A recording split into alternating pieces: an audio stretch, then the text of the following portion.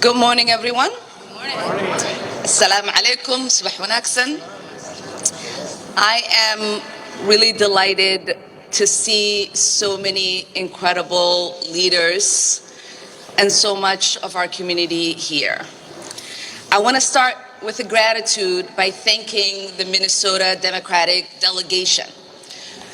Senator Amy Klobuchar, Senator Tina Smith, Congresswoman Angie Craig, Congresswoman Betty McCollum, for strongly speaking in opposition to the hate, to the fear-mongering, and for standing up in unity for the Somali community here in Minnesota and across the country.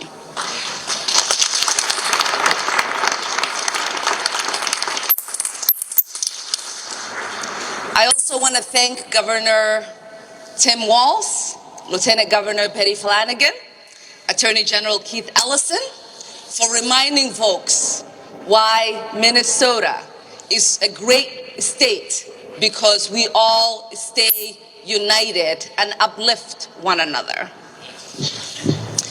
And I want to thank the incredible leaders who are behind me, whether they are elected officials or faith leaders or community leaders, for speaking in one unified voice against the scapegoating of a community that has thrived in Minnesota and whom most have chosen to call this state home. I think I want to speak to a few things. One, I want to speak to what Trump has tweeted and what it means for those of us who call this incredible state home. Because facts matter, and facts are important. It is unfortunate that we are led by a president who does not understand the laws of this land. When the president tweets as if he has the authority to terminate temporary protected status for Somalis in Minnesota, even little kids in 8th grade know that that is not an authority that the president has and can wield.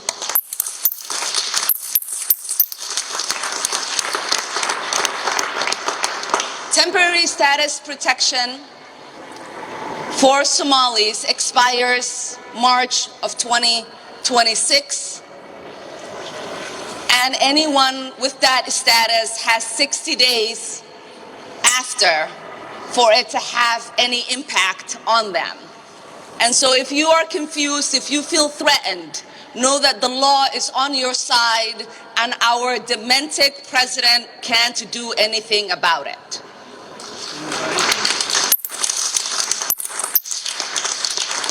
The other unlawful thing that our lawless president is claiming to do so is to terminate that status for only one state, which he has no authority to do so. So, for the 300 or so people that are impacted, that currently live in Minnesota and across the country, we see you and we stand with you, and we will make sure we do everything that we can to help make sure that your status is adjusted before March of 2026.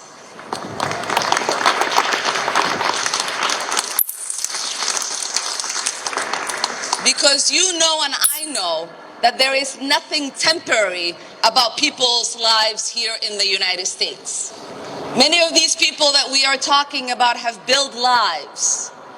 They own homes, they own businesses, they are a vibrant part of our communities. And we want to make sure that their new home stays their forever home. The second thing I want to speak to is that in this country, we do not blame the lawlessness of an individual on a whole community.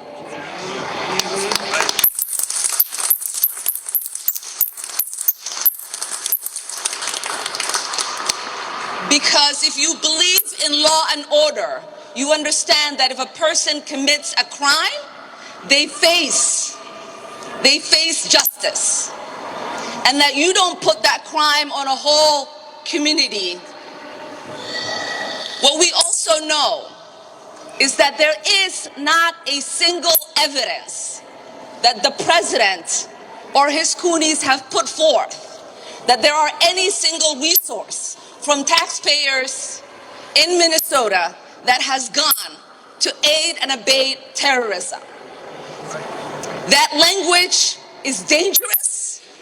That language puts the lives of Somalis not only in Minnesota, but across the country in danger.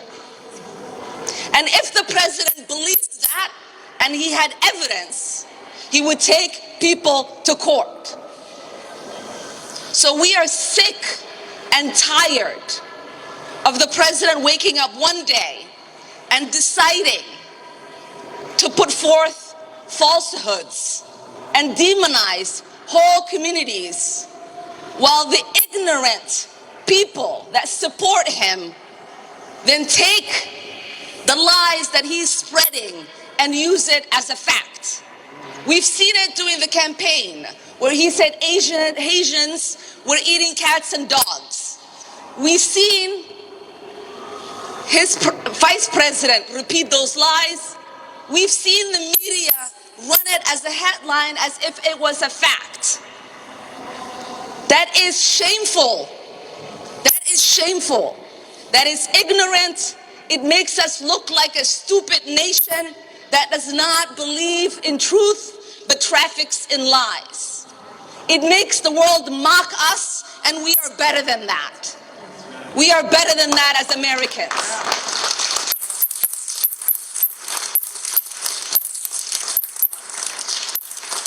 Somalis are not terrorizing this nation.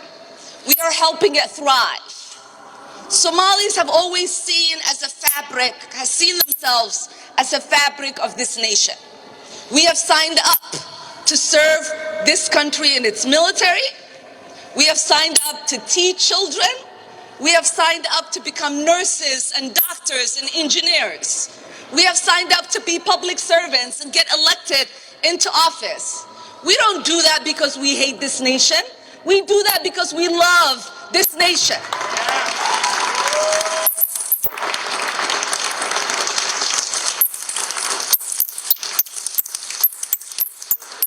We do that because we have deep gratitude to the Americans who have given us the opportunity to find a new home, to settle in that new home, to find new joys in that new home, to start families in that new home, and to call that new home our own.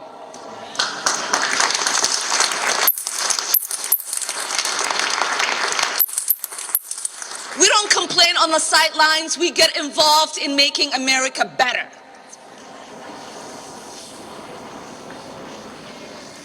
And finally, before I get off this stage, I just want to take a moment, because I always jokingly say that Minnesota doesn't just welcome refugees, but it sent one to Congress.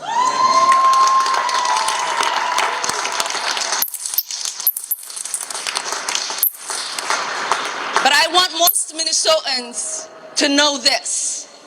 Majority of us Somalis who are here, as my friend Ali said yesterday, most of us, this was not the first place we came when we came to the United States.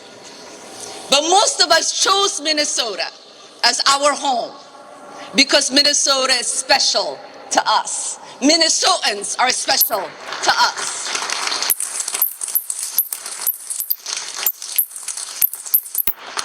When we moved from Arlington, Virginia and came here nearly 30 years ago, none of us decided to move to another state. My siblings and I and my dad, until he died, called Minnesota home. Because, like I said, Minnesota is special. And I know almost every single elected Somali Minnesotan did not start out in Minnesota, but chose to come here, stay here, start families here, and ultimately serve the people who welcomed them into this beautiful state.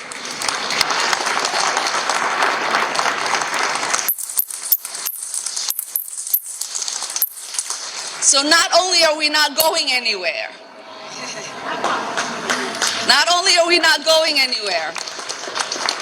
we are not going to allow anybody to make us feel less Minnesotan or less American.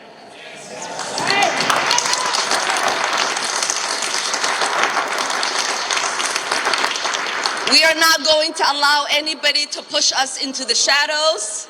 We're not going to allow anybody to erase our presence and our contribution. And we are not going to allow anyone to scapegoat us. Because as Somalis, what we learned from Minnesotans is that you have to be resilient to thrive in Minnesota. And we are goddamn resilient. Thank you so much.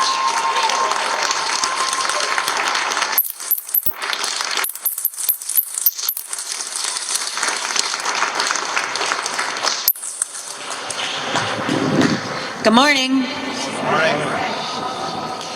My name is Erin Murphy. I'm a proud Irish American and the majority leader in the Minnesota Senate. I'm here today because we are together fighting for a fundamental belief about who we are in America. I believe in a strong America, one that is a beacon of freedom and one that welcomes the stranger, that makes America special, that makes Minnesota special, as the Congresswoman just said. And we are enriched by those who come to live in Minnesota and by the Somali community who's building our neighborhoods and our communities and our businesses and our economy and making Minnesota more rich, more interesting, more vibrant, and more of who we are and who we will be.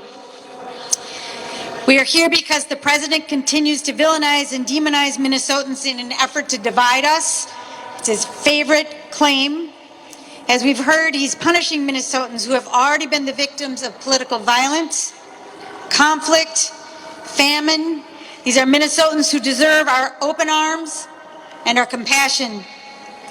His actions would take away our neighbors, our community members, and he's endangering their lives and depriving our neighborhoods, schools, and our workplaces. And I will say, and I'm sure my colleagues would agree, that we've had enough of violence, of politically motivated violence, and we're not going to stand for it here in Minnesota, not anymore.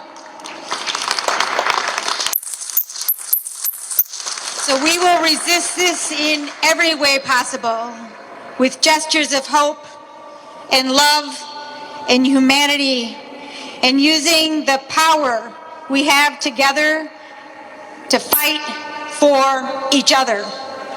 This is a hateful, illegal order from a corrupt and vindictive president. It won't work legally, as you've heard. It won't work politically, and it doesn't work morally. And we will never abandon our neighbors, our colleagues, and our friends. That's not what we do in Minnesota. That's not what we do here. I am grateful to be with so many of you, my brothers, my sisters, my fellow Americans. And I look forward to the fight in front of us. The fight for Minnesota, for our families, our children, and our communities. And a fight for the promise of America, the America that I believe in, the America of our future. Thank you for being here.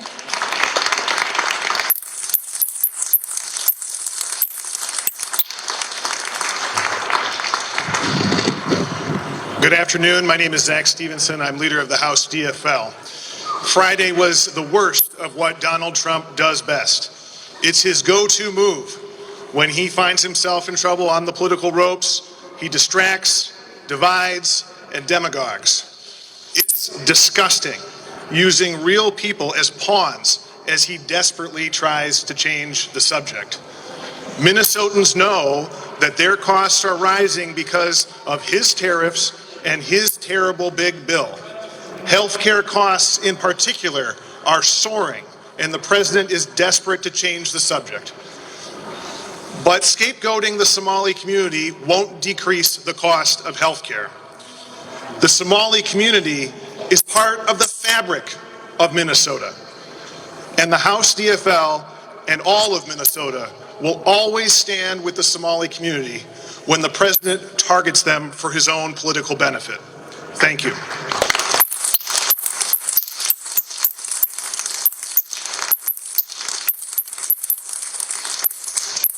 Thank you to our speakers, and for the media, we will take questions to the side right over here. Thank you for being here.